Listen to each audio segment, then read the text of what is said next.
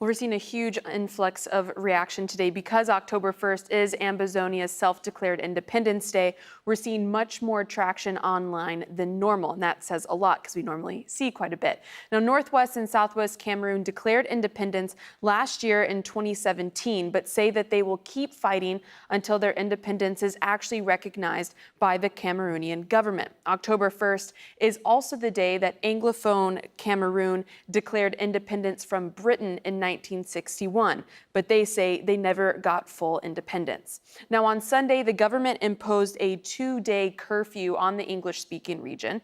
Even still, there are reports of people going out onto the streets and celebrating the Ambazonia Independence Day. Now, the Independence Day protests calling for an end to the violence have also gone global.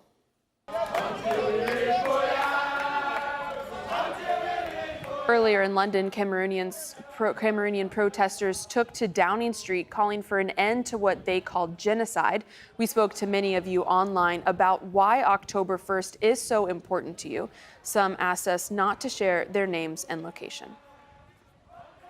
Today we are commemorating in solidarity with our fallen heroes and heroines. As you know, the genocide continues. More than 200 of our villages have been razed into ashes, and more than 4,000 as we speak of our youth, they have also been summarily executed. So today we call on the world over to intervene and stop this genocide and chase the occupier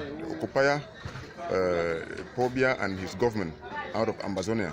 I think that the problems in the English-speaking regions of Cameroon can best be resolved through a federation. October 1st for me represents a day of mourning.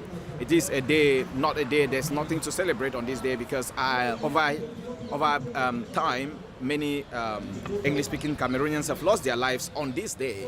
And last year, October 1st, 2017, was the highlight of it.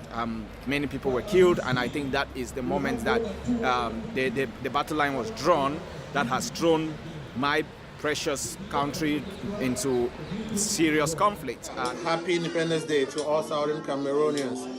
So this day is very important to us because it's the day that we are restoring our independence. So that's why I'm making this short video to tell you that we, the Southern Cameroonians, we are very determined and we're going to fight till the end. So I want to tell all Southern Cameroonians around the world that we are going to continue to fight and we are going to restore our nation. We are going to get our independence. Long live Ambazonia. Happy Independence Day, Ambazonia.